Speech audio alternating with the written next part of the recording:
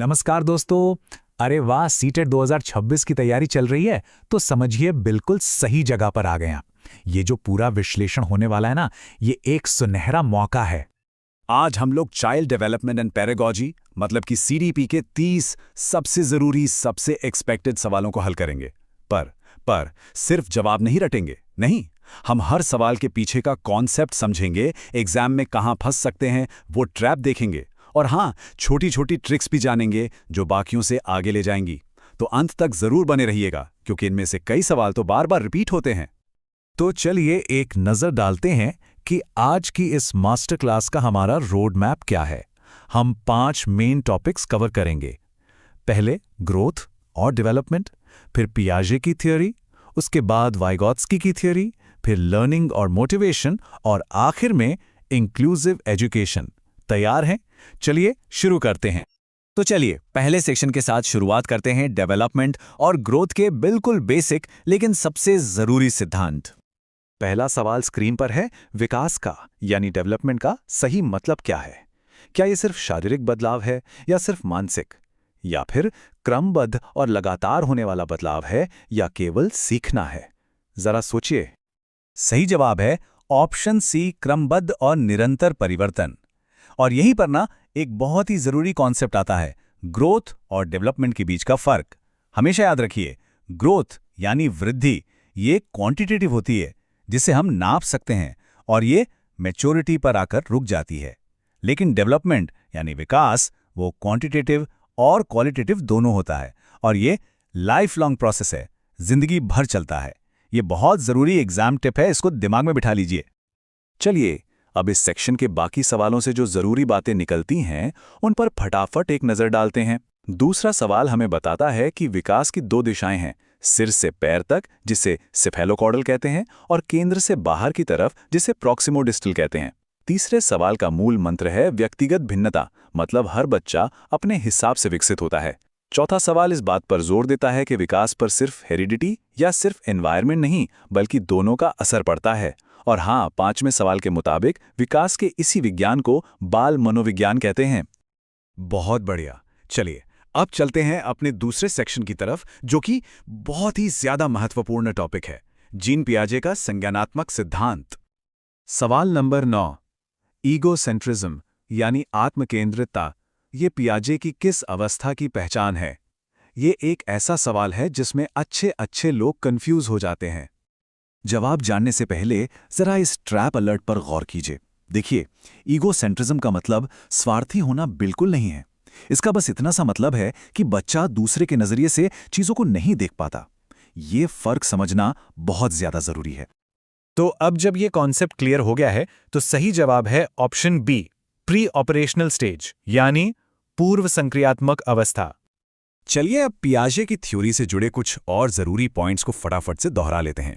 उनके हिसाब से सीखना क्या है? ज्ञान का निर्माण करना।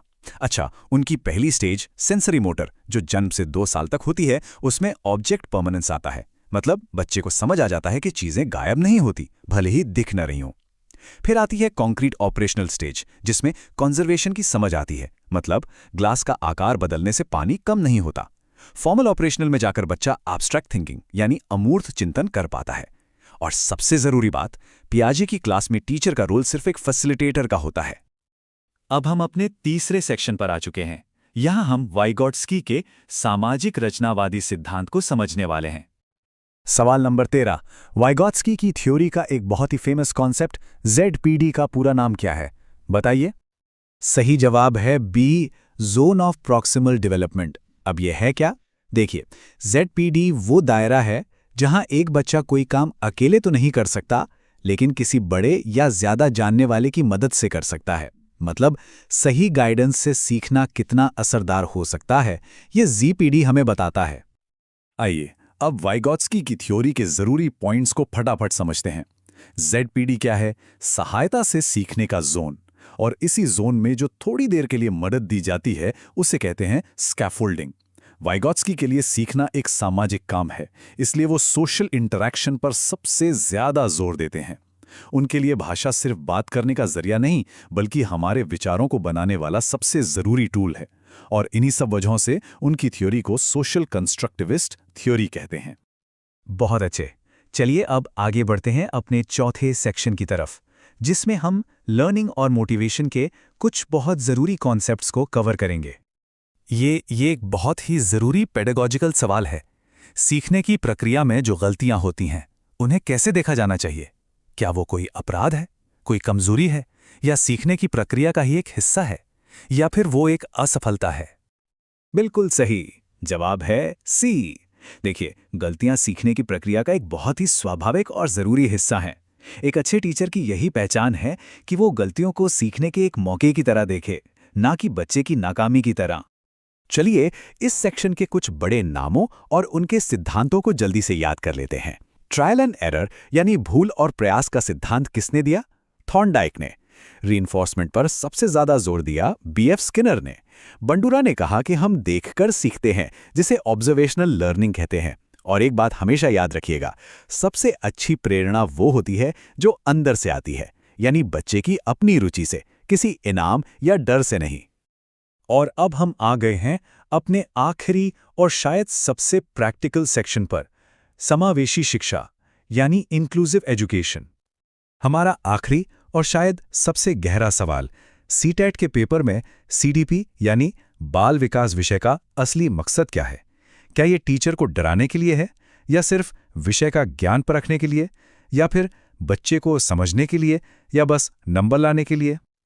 और इसका जवाब इस विषय के दिल में छुपा है। इसका असली मकसद है बच्चे को समझना।